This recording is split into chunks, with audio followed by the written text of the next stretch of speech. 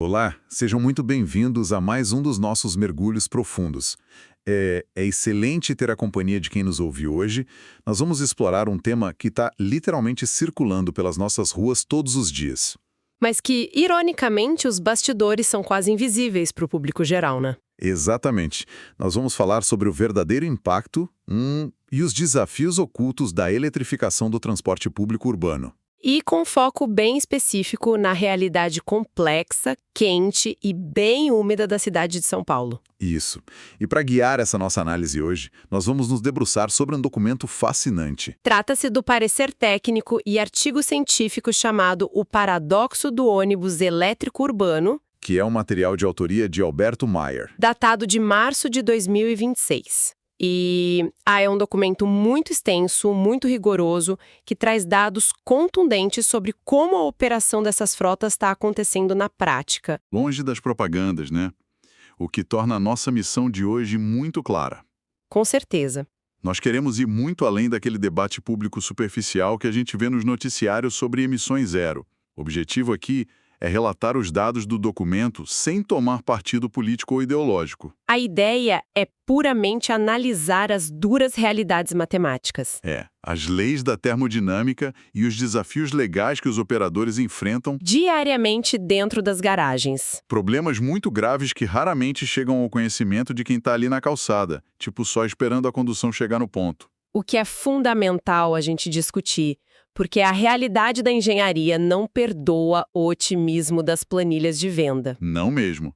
E o relatório começa expondo exatamente esse choque entre a teoria e a prática. Certo, vamos destrinchar isso. A narrativa começa apresentando o que eu chamaria de o mistério dos ônibus que desaparecem. É um ótimo nome. A promessa inicial da eletrificação era de que esses veículos rodariam o dia todo, cobrindo turnos completos de forma silenciosa. Mas a realidade documentada mostra que eles estão voltando para a garagem muito cedo No meio do expediente. e com as baterias completamente drenadas. A matemática atual em São Paulo chegou a um ponto que está exigindo 2 ou até 3 veículos elétricos para substituir o trabalho de um único ônibus a diesel. Isso cria um efeito dominó logístico sem precedentes, não é? A pressão por disponibilidade constante é brutal. Imagina a operação de uma garagem como um relógio. Não pode atrasar um segundo. E com os veículos voltando descarregados, os operadores são forçados a buscar soluções alternativas. O que nos leva a uma prática alarmante descrita no documento. A tentativa de carregar as baterias simultaneamente à manutenção preventiva. O que soa como uma receita para o desastre. Eles tentam otimizar o tempo de pátio. Fazem um mecânico trabalhar debaixo do ônibus, enquanto o plug está injetando energia na bateria. Só de imaginar essa cena já dá um frio na espinha. O relatório é categórico ao afirmar que essa solução é uma falsa economia. Mas na prática da oficina, qual é o pior cenário possível? O que é fascinante aqui é o absoluto absurdo técnico dessa prática quando a gente olha para a segurança industrial. O autor cita a norma regulamentadora NR10. Que é a regra mestre para a eletricidade no Brasil, certo? Sim, essa norma exige um procedimento conhecido como LOTO, que é o bloqueio e etiquetagem para desenergização. Em termos simples, o veículo tem que estar morto. Exato. A energia precisa ser cortada, travada com cadeado e a chave fica no bolso do mecânico. Conectar um carregador rápido viola isso completamente. E de quanta energia a gente está falando? De injetar entre 400 e 700 volts de corrente contínua no sistema. 700 volts contínuos não dão margem para erro humano. Nenhuma. Se houver uma falha mínima de isolamento, o chassi inteiro fica energizado. E o mecânico vira o fio terra. Imediatamente. Se ele encostar no chassi com os pés no chão da oficina, é eletrocução letal. E eu vi no material que tem um risco de explosão também. O arco elétrico, ou arc flash. Num curto-circuito, o ar ao redor ioniza e gera uma explosão de plasma que passa dos 5.000 graus Celsius. Nossa, 5.000 graus. Vaporiza cobre, aço, tudo. E tem aquele agravante físico, o efeito Joule. Sim, o efeito Joule estabelece que a energia elétrica vira calor quando encontra resistência. E a garagem de ônibus é cheia de graxa, solventes. Materiais inflamáveis. Uma corrente altíssima num conector de carga um pouco gasto dispara a resistência elétrica. Aquilo vira uma fonte instantânea de ignição. Um barril de pólvora invisível. E o que impressiona é o custo legal imediato disso. O documento aponta que fazer isso anula as garantias dos fabricantes. Na hora, marcas como BYD, Mercedes, Caio, a garantia vai para o espaço. Seguros contra incêndio também são invalidados. E a responsabilidade criminal dos diretores. Eles podem responder por dolo eventual em caso de acidente fatal. Ignoraram a NR10 para ganhar tempo, assumiram o risco. E, além disso, a garagem vira zona de alta tensão, exigindo adicional de periculosidade de 30% para todos os mecânicos. O que destrói qualquer viabilidade financeira da operação. Tudo isso muda o nosso foco. Por que esses operadores estão arriscando tanto só para carregar as baterias? Por que a carga acaba tão rápido no Brasil comparada à Europa? E aqui entra o nosso vilão invisível. A termodinâmica tropical. O clima local pesa de forma implacável. O Brasil, e São Paulo especificamente, não tem só temperaturas altas.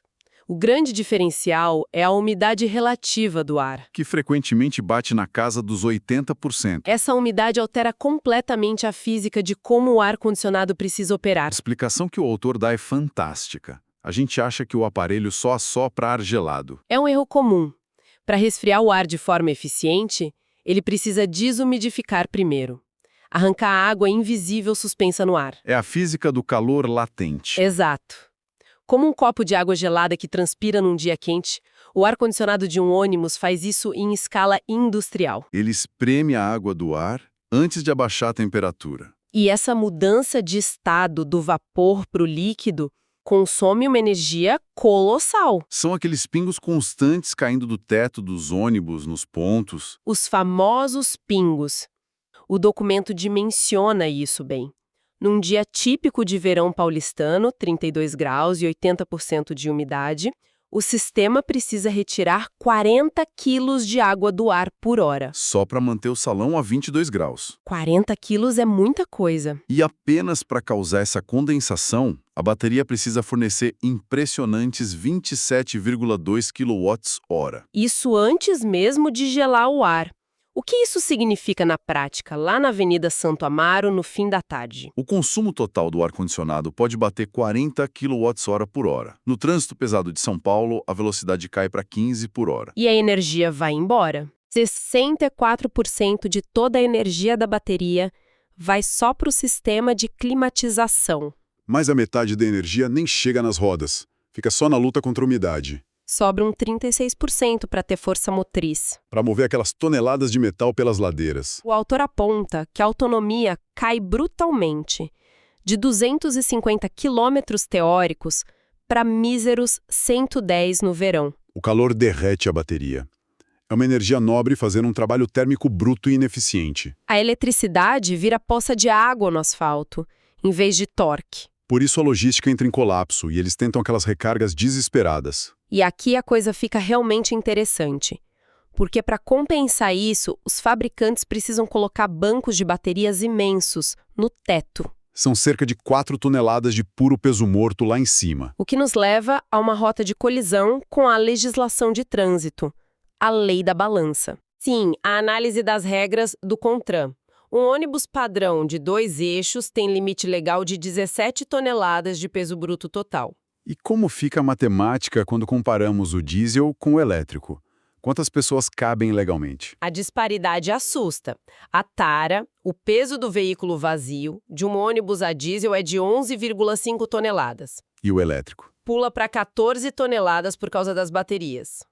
Sobram só 3 toneladas para carga útil, para as pessoas. Usando o padrão de 86 quilos por adulto, quantas pessoas isso dá? O ônibus elétrico só pode levar legalmente 35 passageiros. Contra 52 no diesel. Uma perda imediata de 32% da capacidade. Mas a realidade das ruas no fim da tarde é a lata de sardinha. Ninguém conta 35 pessoas. O ônibus vai rodar com uns 80 passageiros prensados ali. Isso joga o peso bruto total para quase 21 toneladas. Quase 4 toneladas de excesso de peso ilegal. E a física pune isso, criando um ciclo vicioso de consumo. Como essa bola de neve se forma no horário de pico? Imagine o esforço mecânico. Tirar 21 toneladas do lugar no anda e para do trânsito exige picos de corrente altíssimos, O efeito Joule entra em ação de novo. superaquecendo tudo, e com 80 pessoas respirando e as portas abrindo, o ar-condicionado nunca chega na temperatura. Trabalha no limite o tempo todo. Sobre esse estresse, o consumo geral chega a 83 kWh por hora. Uma bateria enorme de 350 kWh esgota em apenas 4,2 horas. O motorista pega o ônibus às 4 da tarde e quando dá 8 da noite, o painel tá apitando. Tá no cheiro, é a tempestade perfeita entre clima, peso e superlotação. O que nos leva ao que o autor chama de paradoxo ambiental.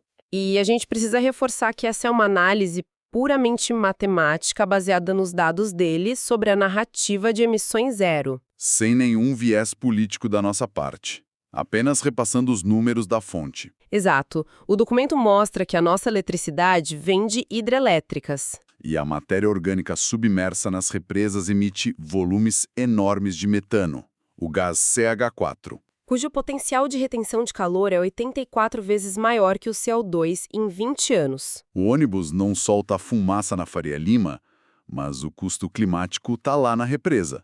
E tem a poluição física na cidade também. Sim, o desgaste. É contraintuitivo, mas a abrasão mecânica polui muito. Com 21 toneladas, o desgaste dos pneus e do asfalto deve ser brutal. O atrito contínuo libera volumes imensos de particulado PM2,5 e microplásticos. O autor até diz que isso supera as emissões do escapamento de um ônibus a diesel moderno Euro 6. Uma poluição pesada que vem do chão, não do escapamento. E falando do chão, como fica o asfalto de São Paulo com frotas de 21 toneladas rodando? A engenharia rodoviária usa a lei da quarta potência para explicar isso. O dano não cresce de forma linear, certo? Cresce de forma logarítmica, a quarta potência em relação ao peso no eixo. E o ônibus elétrico tem 4 toneladas constantes. O diesel vai ficando leve ao longo do dia porque queima combustível. O elétrico esmaga o asfalto do início ao fim. Principalmente pelo centro de gravidade alto. Com 4 toneladas no teto, na hora da freada ocorre o efeito alavanca. O peso é jogado para frente e para baixo. Sobrecarga destrutiva no eixo dianteiro. Cria rachaduras profundas instantâneas. Mais dinheiro público para recapear faixas exclusivas. E por falar em dinheiro e logística, e quando ocorre uma pane seca na rua? O resgate viário vira um filme de desastre. Imagina tentar guinchar um monstro de 21 toneladas que morre na Paulista às 6 da tarde. Se a bateria auxiliar de 24 volts falha, os freios pneumáticos travam. As cuicas perdem pressão e as rodas travam por segurança. O ônibus senta no chão. Vira uma âncora gigantesca no asfalto. Um guincho comum da prefeitura não consegue puxar. Não tem tração suficiente. Se tentarem puxar à força, podem empenar o chassi de 14 toneladas de tara. As cidades não estão preparadas para esse peso morto. E os prejuízos também correm soltos dentro da garagem. O retorno sobre o investimento acaba destruído. A degradação do SOH, o estado de saúde da bateria, é acelerada. Lembra daquela recarga durante a manutenção? Exatamente. O ônibus chega superaquecido de tracionar 21 toneladas no asfalto quente. Injetar carga rápida agora cozinha a bateria por dentro. Gera microfissuras irreversíveis nas células de lítio. Baterias que custam 50% do ônibus e deveriam durar de 8 a 10 anos estão morrendo em 5. O envelhecimento precoce que destrói as planilhas financeiras originais. E é vital conectar isso com a realidade de quem nos ouve hoje. Porque o nosso público deve se importar com termodinâmica e desgaste de pneu. Porque essas planilhas de venda, muitas vezes criadas na Europa fria, ignoram a infraestrutura dos países tropicais. E quem paga a conta somos todos nós. Seja no aumento das tarifas de passagem, seja com o dinheiro público sendo usado para recapear vias destruídas. ou pela ineficiência e quebra constante de um transporte que milhões dependem para trabalhar. É o preço de uma transição energética imposta de cima para baixo e mal adaptada. O que nos leva ao paradoxo de Jevons, que o autor menciona. Tentar ser mais eficiente com o motor elétrico acabou criando um sistema tão pesado e ineficiente aqui que agora exige colocar muito mais ônibus nas ruas para cumprir a mesma tabela de horários. consumindo mais energia, emitindo mais particulados por atrito e forçando mecânicos a flertarem com a morte nas garagens para a conta fechar. É um ciclo vicioso impressionante. Um ciclo que nos força a refletir sobre a ingenuidade de como projetamos o futuro do urbanismo. O que nos deixa com um pensamento provocativo final para quem acompanha a gente. Nós tratamos inovações tecnológicas como um simples copiar e colar. Arrancar o tanque a diesel e parafusar uma bateria de 4 toneladas no teto. Colar um adesivo verde e chamar de revolução. Mas se as leis imutáveis da termodinâmica e da gravidade punem isso de forma tão severa num clima tropical... Talvez o futuro não seja só mudar o combustível do ônibus. Exato. Será que não precisamos exigir a reinvenção completa e absoluta da engenharia de um veículo para o nosso clima? Novos materiais ultraleves, refrigeração passiva de cabine. Ou até repensar o modelo, com infraestruturas de recarga no solo? Será que não estamos apenas forçando uma peça quadrada num buraco redondo e pagando caríssimo por essa teimosia? Fica essa reflexão necessária para quem acompanha as promessas tecnológicas atuais. Chegamos ao fim do nosso mergulho profundo de hoje. Eu quero deixar minha enorme gratidão pela companhia e escuta atenta de cada um de vocês. Mantenham a curiosidade viva, questionem as soluções fáceis e continuem explorando a complexidade do nosso mundo. Um grande abraço e até a próxima. Até logo!